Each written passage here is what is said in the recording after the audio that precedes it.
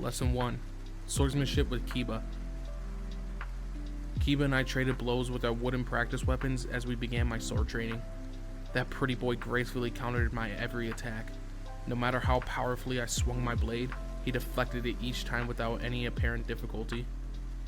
Once again, he knocked out my sword from my hands.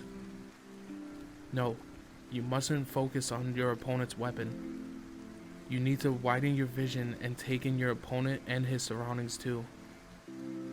Kiba could say those things all he wanted, but it wasn't that simple. The more we practiced, the more I realized just how wide the gap in our skills were. Yup, as Riaz's knight, Kiba had the skills and techniques that were incredible. Each time he defeated me with minimal movement. He had much more practice than I, much more combat experience, and most importantly, much more talent in swordsmanship. We're not finished. Here I come. That day, I learned just how formidable Kiba's swordsmanship was. Lesson 2. Demonic Magic with Akeno. No, you need to gather the power inward and let the aura flow over your body. Concentrate your thoughts and feel the wave of your energy. Akeno, dressed in her black tracksuit, tried to explain magic to me, but I still couldn't gather even the paltry amount of demonic force into the palm of my hand. Focus, concentrate, visualize yourself gathering the power into your hand. I did it! Azia, wearing a white jogging outfit, has succeeded in gathering a large mass of pale green light in her fingertips. I suppose it was the color of her demonic energy. It was a beautiful sight. Oh dear, our cute little Azia is a talented one, Akeno praised. Azia's cheeks turned red. I, on the other hand, was no good at all. I couldn't even make the first letter of the word demonic power appear in the air. All my best efforts could muster was a tiny little sphere the size of a pinprick. But it was like a grain of rice compared to Azia's softball-sized mass of force. I at least took some comfort in knowing that Azia was getting stronger. I mean, I have the most powerful Sacred Gear after all. Now then, let's try turning that energy into elemental force like fire, water, or lightning. You need to visualize what you're trying to accomplish, but for beginners like you, it would probably be easiest to start with fire or water. At that, Akeno poured her energy into a water-filled plastic bottle. Imbued with her demonic powers, the water transformed into a sharp barb and tore the bottle open from the inside out. Whoa, incredible, I thought. Azia, I want you to try copying what I just did. Issei, you should keep practicing on how to concentrate your powers. The source of your abilities is in the visualization. In any event, it's important to materialize the image in your mind. Right, visualize it. Materialize the image in my mind. It may be easier to form an image or idea that is constantly in your thoughts, Akeno added. That was all well and good, but I wasn't particularly... Wait a moment. There was something that I was always thinking about. Did that mean I could bring my wildest fantasies to life? Akeno, can I have a minute? If I could actually pull off what I was thinking, I was gonna be invincible. The idea was pure genius. Akeno stared blankly at me for a moment after hearing my idea. Then she let out an amused laugh. That's very like you, Issei. Whoa, does that mean it's actually possible? Akeno went back to the cottage. When she returned, she was holding a pile of onions, carrots, and potatoes in her arms. I wondered if perhaps she was making curry or something. Now then, Issei, while we're staying here, I want you to handle this job. I'm sure you could strip them all bare. With those words, I understood exactly what Akeno was asking of me. It looked like this new path I discovered was going to be harder than I first expected. Lesson 3. Sparring with Konako. That was the 10th time I succeeded in getting myself tossed into a tree. Konako had sent me flying with a single punch yet again. I didn't know what to do. Weak. The petite childish girl in a yellow tracksuit had offered me a single biting word for me. Why does it have to be this way? I cried internally. My weaknesses had already been made apparent during the fight with Riser's servants. Being thrown around by another little girl was just adding insult to injury. Konako specialized in throws, grapples, and other hand-to-hand techniques. Her rook attributes made her strength and defense absurdly powerful.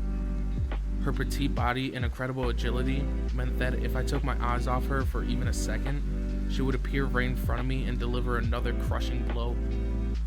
It was plain that Konako was holding back, but that didn't mean each hit wasn't immensely painful. Aim for the center of the body and strike like you're trying to carve a hole in them, Konako instructed. Such a thing was easily said, but for a beginner like me, landing a hit was entirely a different matter. Swinging her arms around, Konako aimed for her fist squarely at me.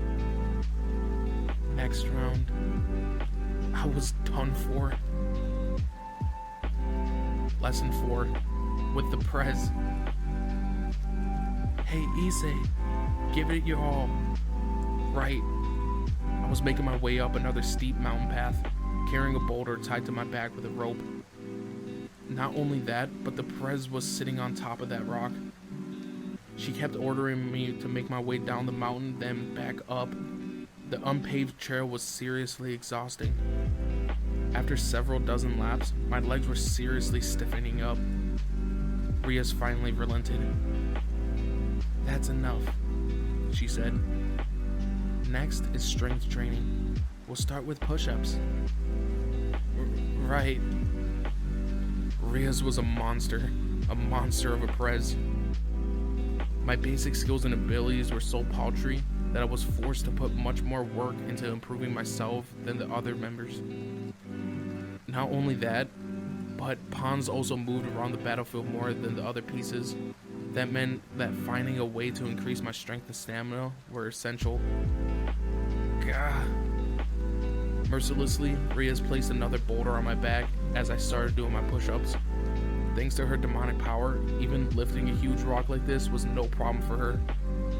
If only she could have done that the same with all that luggage I had to carry.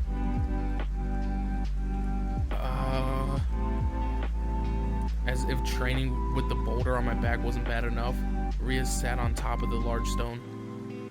Even that slight increase in weight sent tremors coursing through my whole body.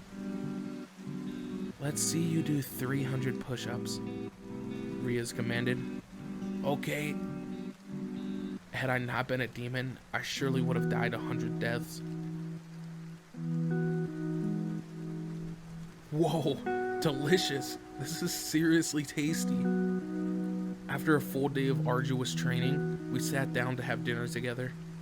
The table was adorned with all sorts of luxurious dishes. The herbs that Kiba had picked out earlier had been boiled and served in a delicious broth. There was boar meat too. Apparently, the prez had hunted it herself. I've never eaten boar meat before, but it was tastier than I expected.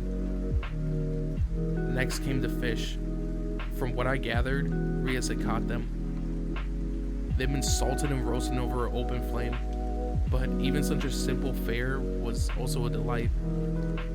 There were plenty more dishes lined up for us to sample too. Oh dear, we have more than enough for seconds, so eat up, Akano said as she refilled my rice bowl. She was the one who prepared everything. Whoa, delectable, seriously scrumptious. Everyone was helping themselves. Exhausted though I was from all my training, I gulped down one serving after another. Most of that huge bag of luggage had been an assortment of cooking utensils. The food was so amazing that it had been worth it to lug all of that up the mountain. Konako was, rather surprisingly, stuffing her face with food, but I knew better than to crack a joke about that. Akano, this is incredible. Maybe you should be my wife, I said. My, you're embarrassing me. She smiled, raising her hand to her cheek. The Japanese-style apron she was sporting really suited her. I made the soup. Asuya, sitting next to me, suddenly turned sullen. She looked as if she was about to start crying. She must have been talking about the onion soup. The fact that I'd praised only Akano's food must have made her feel bad about herself. Hurriedly, I gulped down a bowl of the soup. Unsurprisingly, it was plenty tasty. This is delicious, Asuya. Awesome, even. Let me have another bowl. Really? Thank heavens. In that case, maybe I could be your... The blonde girl trailed off.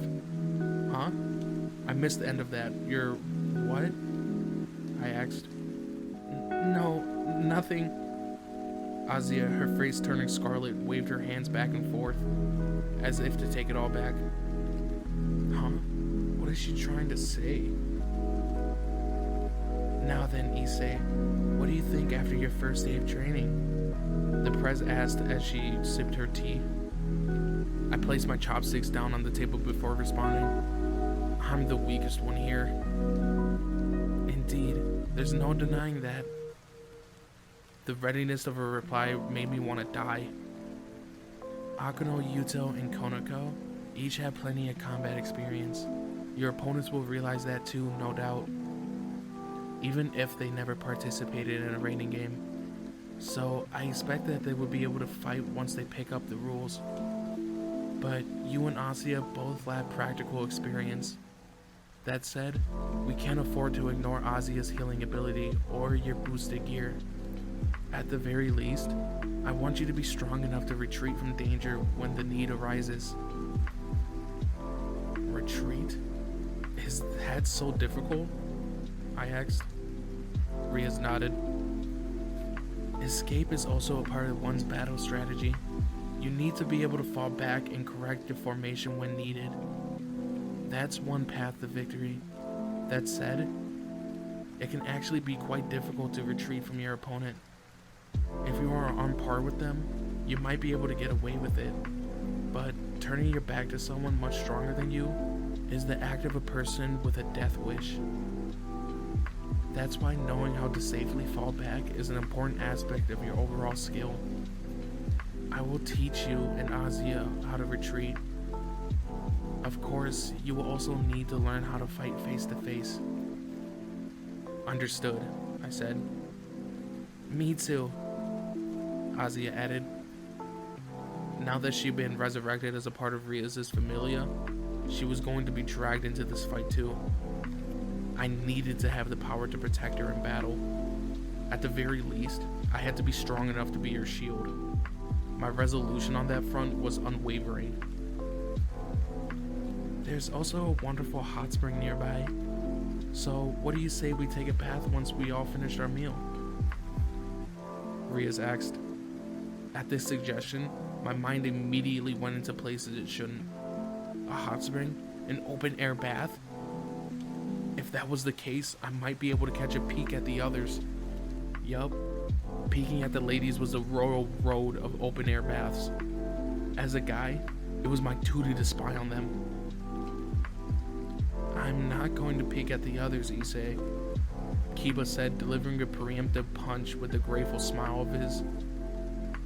Idiot, don't say it out loud. Oh, Issei, were you planning on spying on us? Rias asked. Everyone's eyes fell on me. Uh-oh, this was bad. I felt like I ought to apologize for being a pervert. To my surprise, Rias let out a faint laugh. Then, how about we bathe together? I don't mind. What? A bolt of lightning shot through my body. The Press's use of language was titillating as ever. She can make me weep tears of joy. How about you, Akano? I don't mind bathing with Issei. Maybe I'll offer to wash his back. Akano responded with a cheerful chuckle. She would wash my back for me? Wait, seriously? Is that an option? Just how open-minded were the female members of this club? How about you, Azia? I'm sure you won't mind bathing with your beloved Issei, will you? Azia fell silent, her face turning red at the president's question. She stared down at the floor, but soon answered with a slight nod. Whoa, I had never expected this kind of development. What was I supposed to do? I was gonna have to spend the whole time stooping over so I wouldn't get caught, but it was still doable. The only one left is Konako.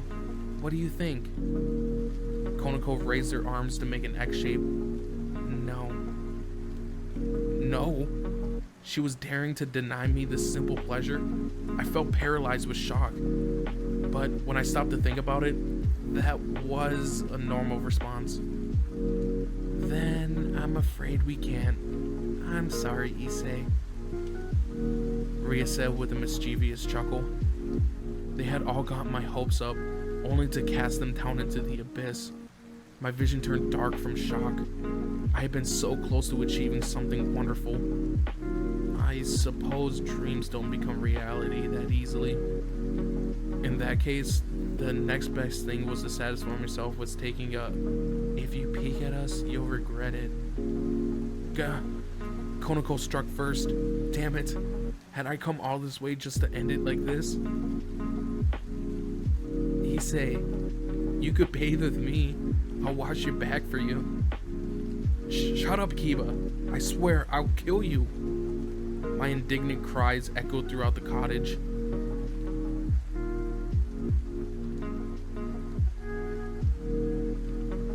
When I woke up on the second day of our training, I was greeted by pained muscles in every part of my body. That wasn't particularly surprising, because I had been training all throughout the night too. I have a nighttime training regimen planned out for you. We are creatures of the night after all, the president said. It had been harder work than even my everyday training sessions with her. Rias had given me several times more exercises to do.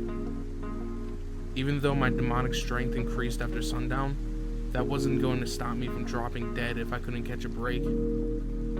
I was already depressed enough, seeing as I had to share a room with Kiba. Every time I heard the girls upstairs break out into laughter, I well and truly regretted having been born a man. On the morning of the second day, it was time for study session. We gathered in the living room so everyone could impart some general demon knowledge onto Ozzy and myself. The lesson was filled with difficult names and associations between different groups and individuals. It was enough to give me a headache. After filling me with the information, Kiba started peppering me with questions. What was the name given to our arch nemesis, the highest rank of angels who led the armies of God? And who are their members? The Seraphim, right? There's Michael, Raphael, Gabriel, and Uriel, wasn't it? Correct. Phew. I had managed to get that all right.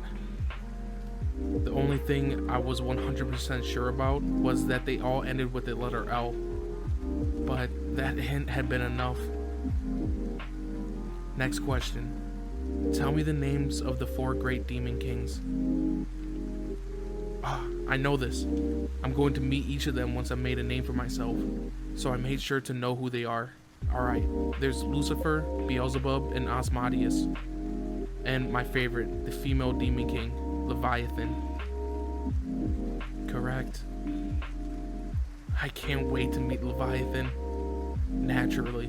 The president told me that the highest ranking female demon was none other than the demon king Leviathan. She was said to be especially beautiful. If I was lucky, I'd be able to meet her one day. At least, that's what the press said. I couldn't wait. Just how beautiful was she, though? She was a demon king, so she had to be something special. I needed to meet her. In that case, Issei, tell me the names of the leaders of our most despised fallen angels. Here it was. I hated those fallen angels. Their faction had more leaders than the other two, and their names were particularly hard to remember. I was confident I remembered the names of the top 2, though. The main group of the fallen angels is called the Grigori. the Watchers of the Children of God. Their governor is called Azazel, and their lieutenant governor is Shemhazai. I know those two. As for the other leaders, there's Armoros, Barkiel, Tamael, and who again? Bean something or other, Cocaine, Penamil, Cocabeal, and Serial. Be sure to remember them. This is basic knowledge. Think of it like knowing the name of the Prime Minister of Japan and the other politicians or leaders of other countries. How was I supposed to know all that? There are too many of them. Isn't two enough? Just what do the others do anyway? Seriously, those fallen angels were a real pain. There was no way I was ever going to learn to like even a single one of them. They were rotten, every single one of them. Then there was that nonsense about the fallen angels watching over the children of God. In other words, spying on those of us who had sacred gears 24/7. It was fallen angels from that sect who had repeatedly attacked me and who had murdered Azia. Apparently, they had set up an organization to study sacred gears. They would invite seemingly useful holders to join their ranks and to try to steal them.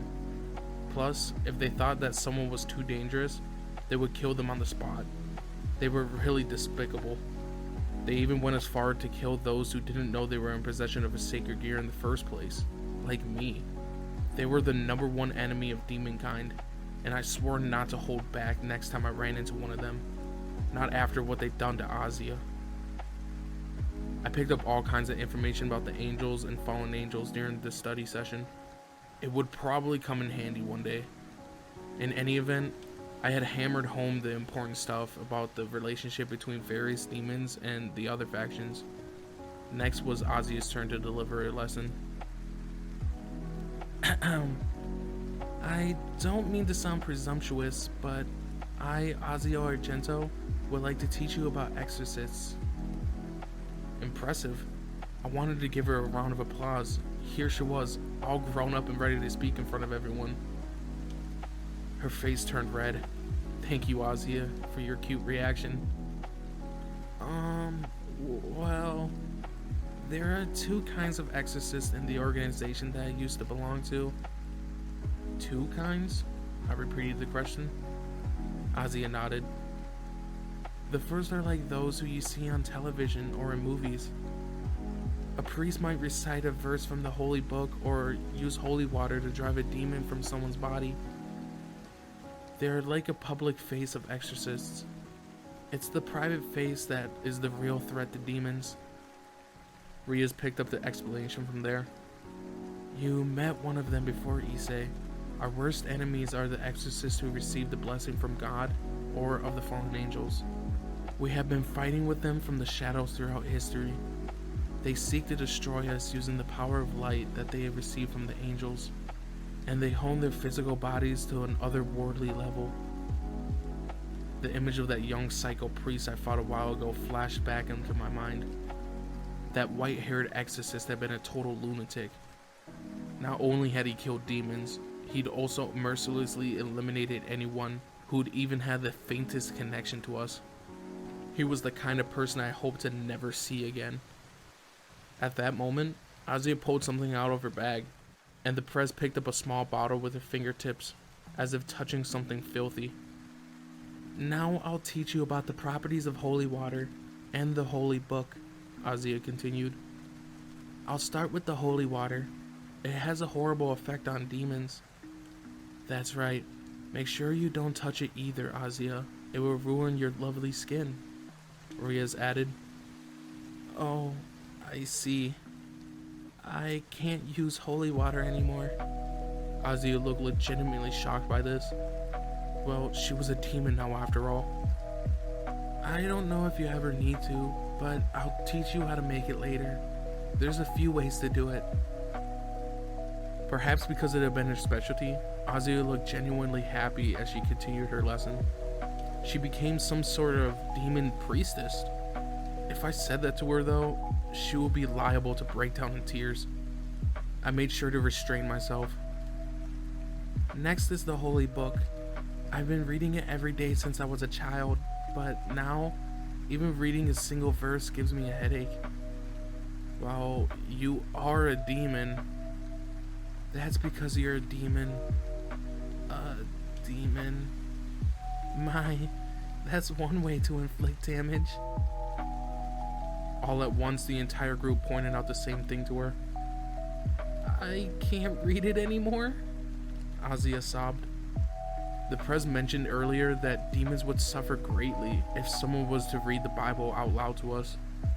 I was fortunate enough to not have experienced that yet, but even if I wasn't a demon, I was pretty sure I would find that book boring. Despite that, Azia turned a page as if she was going to read it.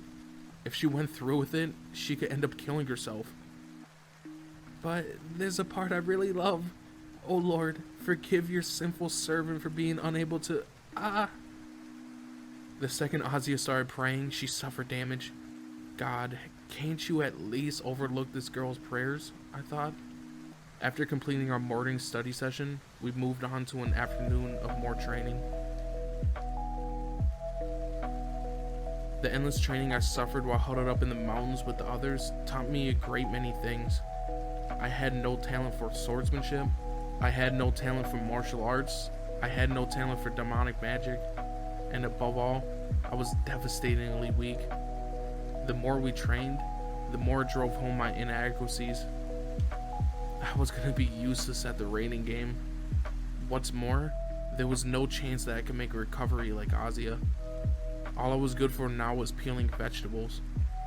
I guess that was a part of my training too, though. I was just so weak and useless. That night, I stared up at the ceiling from my bed in the cottage. A week had passed since we had come to these mountains. From morning to night, we busied ourselves with training. We tried all kinds of coordination patterns, along with offensive and defensive variations. Again and again, we reviewed them until we knew each one by heart.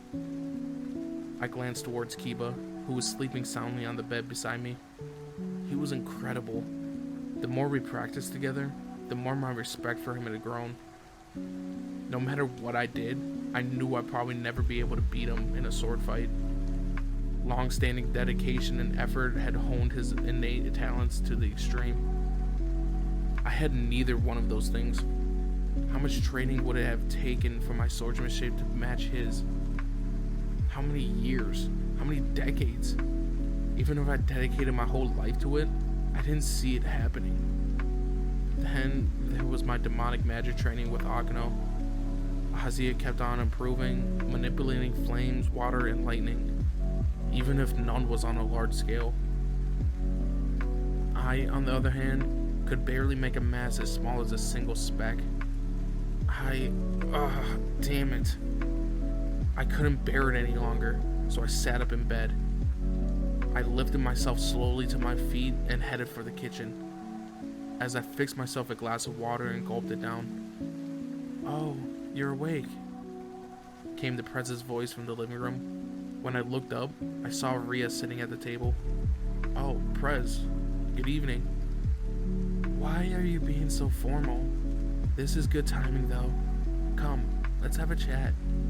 A weak tea candle was burning on the table. Demons could see in the dark, even without external light, which was how we were able to train in such desolate place in the dead of the night.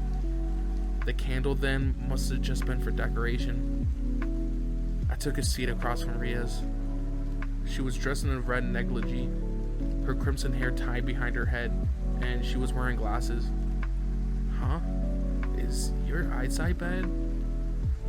"Oh, these? I just wear them to set the mood. Whenever I have something to think about, putting on a pair of glasses helps me to approach the problems from a different angle. I've been living in the human world for too long." She let out a small chuckle. Those glasses looked really good on her, and that negligee of hers accentuated her body. There was a pile of papers stacked up on the table. They looked like battle formation plans. Was she staying up all night working on strategy? Ria's closed her notebook she was reading and looked up. "To To be honest with you, reading over all this only gives me so much peace of mind. She let out a tired sigh. Why is that? If we were fighting any other high-rank demon, reading these strategies might be enough. A lot of research had been put into this manual. But that isn't the main issue. Huh? Then what's wrong? The problem is Riser himself. Or rather, that our opponent is a phoenix. Riaz pulled out another book and set it on the table in front of me before turning to a specific page. It was an image of a firebird, its burning wings of flame spread out majestically. Long ago, people worshipped the phoenix as a mythical, life-controlling creature. Even today, the legends remain all throughout the human world. Its tears are said to heal any wound, and drinking its blood can supposedly grant you immortality. Apparently, there was also another kind of phoenix, distinct from the legendary creature. That was the Phoenix Clan, a family of demons with the rank of Marquis that was also one of the 72 pillars. To distinguish the two, humans gave the mythical creature the name of Phoenix, while labeling the demon family Phoenix. However, Riser's family possesses the particularly same abilities as the legendary bird. In other words, immortality. That's who we must fight. Immortality? Hold on a minute there. That isn't fair. You're saying that he's practically invincible? I exclaimed. Yes, almost. Even if we manage to land an attack on him, he will regenerate and heal himself instantly. Not only that, but his hellfire can incinerate its target, leaving nothing but bones. He has won 8 out of his 10 official rating game matches. The 2 he lost, he did so on purpose, out of deference of his families that his house had close ties with. Effectively, he is undefeated. His performance had already made him a candidate for the official title of his own. I was at a loss for words. It was clear now what Riaz meant when she said that she had a problem. It was Riser himself. She was trying to find a way to defeat that bastard. I had a sense of foreboding right from the moment Riser was selected as my fiancé. My father and the others had been planning for this from the very beginning. They chose Riser so that I had no choice but to get married. Even if I was resistant to the idea, they knew if it came down to deciding the matter through a match, I wouldn't stand a chance of winning. They cornered me. In chess terminology, they played a swindle. No matter how strong Riaz was, her parents known that she wouldn't be able to defeat someone who was immortal. Talk about unfair. No one would have stood a chance against someone like Riser. When the raiding game became popular in Demon Society, it was the House of Phoenix who benefited the most. Before that advent, demons didn't really fight among one another very often. But in the raiding game, where kings participated along with their servants, the advantage held by the members of Phoenix family is undeniable, which is why their house is at the top of the highest class in the official raiding game rankings. Immortality. Perhaps it was only through seeing how they performed at the game that other demons realized how terrifying their power truly was. If Riser and the other members of his clan were immortal, then they would automatically be revived no matter how many times they were defeated. Normally, demons didn't have unlimited power, so even if they were stronger than someone like Riser, they would eventually succumb to the exhaustion and defeat. If you asked me though, I thought that kind of overwhelming advantage was pretty cowardly. That still didn't change the fact that we were going to face a truly fearsome opponent. Even if we managed to take down his army of beautiful servants, that wouldn't mean anything if we couldn't defeat him though. Was it even possible? Is it really like that whole arrangement had been rigged from the beginning? Perhaps my uncertainty was writ large on my face, as Riaz let out a chuckle. But it isn't like we won't be able to find some way to win. Seriously? Indeed, there are 2 options. We could crush him with overwhelming force, or we could break his spirit by knocking him down over and over. To try to win the first method will require godlike level of power. The second option will require us to conserve our energy and stamina until we could crush his will to fight. I'm certain each defeat will take a toll on him. Even if his body is immortal and can continuously restore to fighting form, his mind isn't. Each loss would tire him out. And if we could do that, then victory will be in our grasp. That said, if we did have a godlike power at our disposal, it would be a lot easier to go with the first option. To me, it seemed clear that both Rias' strategies were impossible without considerable effort. Could we really pull off something like that in our first match? I suppose there was little other choice. Basically, we had to keep going until Riser lost the will to fight and asked to call off the match. Considering that, I remember that there was something that I wanted to ask for a while now. Prez? Yes? Why do you hate him so much? I mean, why were you so set against marrying him? At this question, Rias let out a tired exhale. Riser was undeniably a womanizer and a lowlife, but given Rias' family situation, it didn't sound like she could afford to turn him down. Because I'm a Gremory. Huh? Well, that's true. No, it isn't just a word. I belong to the House of Gremory, and that name will follow me no matter where I go. So that's it. You don't like your name? I'm proud to be a Gremory, but it's also destroying me as an individual. Everyone sees me only as Rias Gremory, never simply as Rias. That's why I enjoyed the human world so much. No one knows anything about the demonic House of Gremory here. People see me as me. I love this place. I could never feel the things I do here if I was to confine myself to demon society. I could only live life of fulfillment as an individual here. There was a distant look in Rias' eyes as she spoke, and sadness fell over her. What she was describing was something that I had never experienced myself. I was simply Issei Hyodo, and that name didn't instill any particular depth of feeling in me. I was just me, a son to my father and mother. No matter where I went, people recognized me as an individual. But Rias' whole life had been spent carrying the weight of the name of Gremory on her back, and that would continue to be the case for her. I want to be loved by someone who sees me not as Gremory, but as Rias. That's my selfish dream. Unfortunately, to Riser, I'm always Rias Gremory. That's who he loves. I can't stand that. My family pride is still important to me though. It might sound rather contradictory, but I want to cherish this small dream of mine. So the Prez wanted to be loved by a man not as Rias Gremory, but simply as Rias. It was a very maidenly sentiment. No doubt the reason she felt so conflicted was her family's current predicament.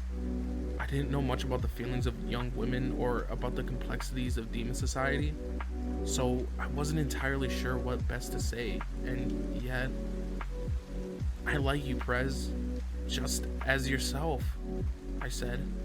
Rias' eyes widened slightly.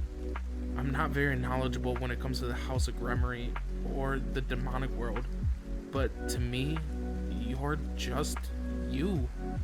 I'm not really good at this complicated stuff, but as far as I'm concerned, the everyday Rias is the best. It was all I could do to just blurt out everything that came to mind and give the Prez a broad smile. Ha, I really wasn't very good at saying anything cool or romantic. Perhaps it had only been my imagination, but for a moment, I could have sworn I saw Rias' cheeks turn red. Prez, did I say something strange? I asked uncertainly. She shook her head. It's nothing, she responded, flustered. I wasn't sure what that had been all about, but there were more important things to consider at the moment. Still, it's going to be a challenge. facing off against someone like you in your first match, even for a genius like you.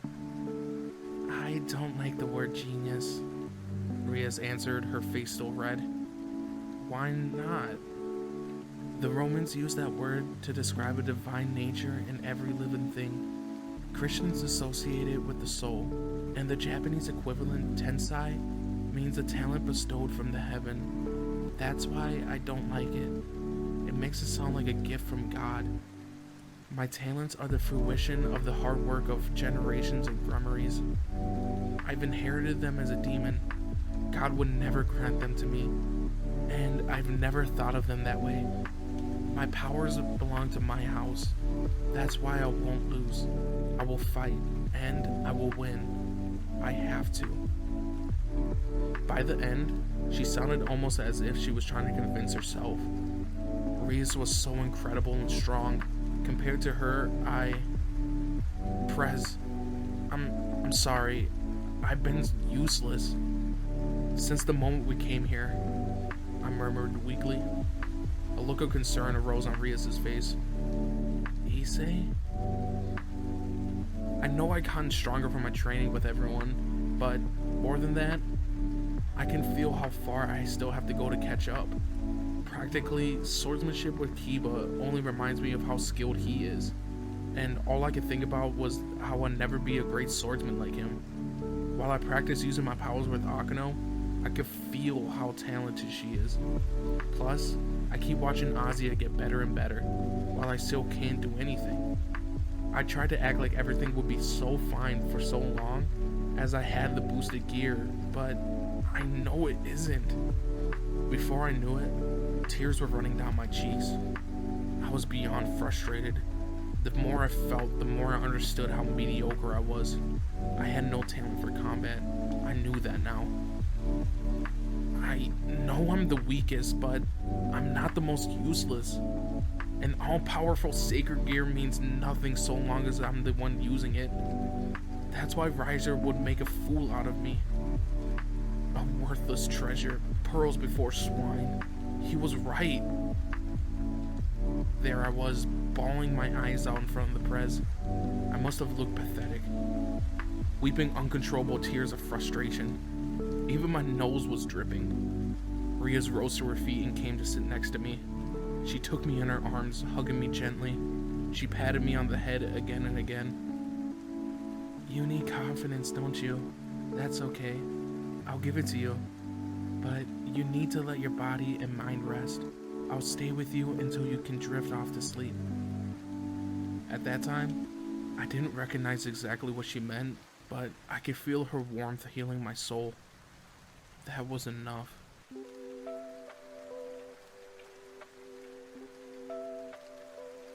Use your boosted gear, Issei. Rias called out to me at the start of my next training session the following morning.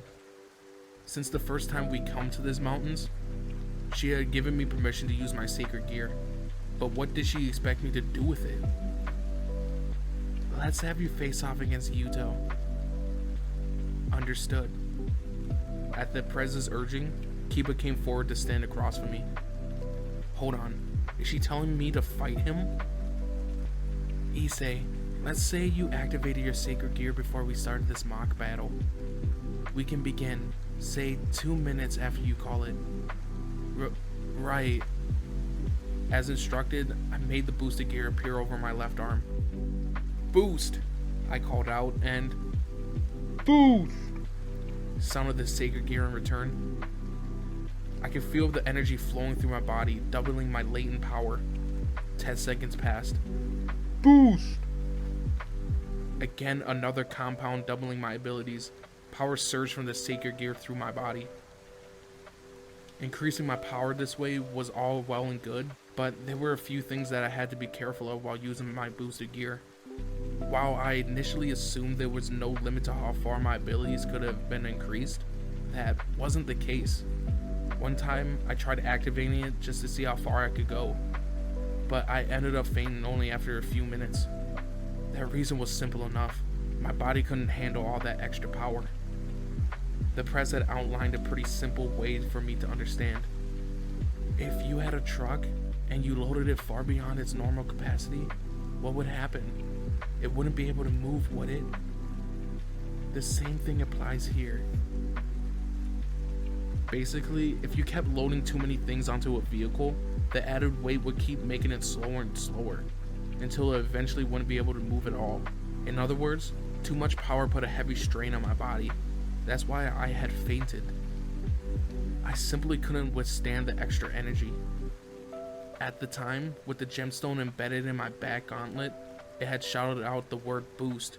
My whole body had grown heavy, and everything just seemed to stop. Even if the boosted gear itself had virtually unlimited power, I, its user, didn't. That was the ultimate weakness of this sacred gear, or rather, that was my weakness.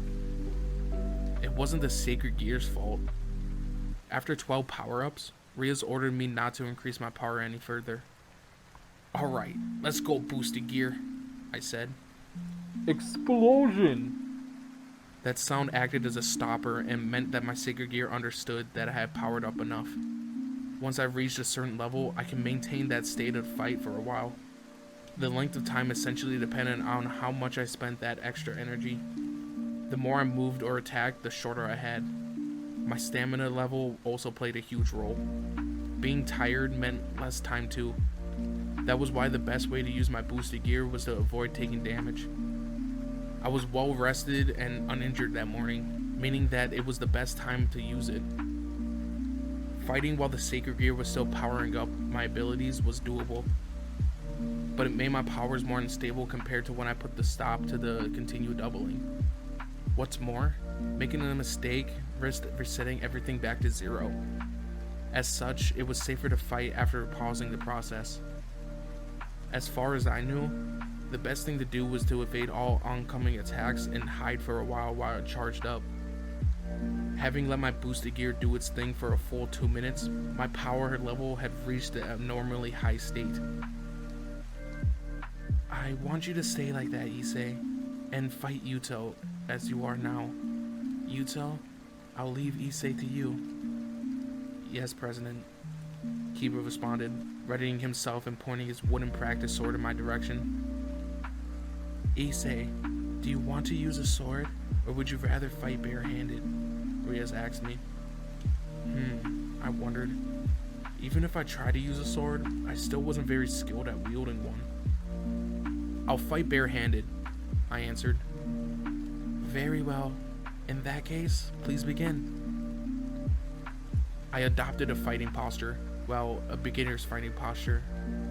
All of a sudden, Kiba completely disappeared. Uh-oh. One of the knight's main attributes was their agility. Kiba possessed an almost godlike speed. If I lost sight of him, he wouldn't have any difficulty.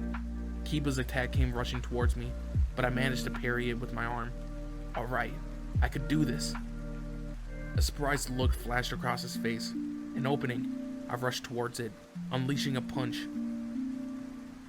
Before my fist could reach its target, Kiba disappeared once more, leaving me to strike nothing but empty air. He dodged it. Where did he go? I scanned my surroundings, but he wasn't there. If he wasn't to my left or right, and if he wasn't in front of me, then he could have been only behind me, right? Spinning around in expectation, I was surprised to see that he wasn't there either. Is he above me? I looked upward, only to find him hurtling down with his wooden blade. There was a dull thud.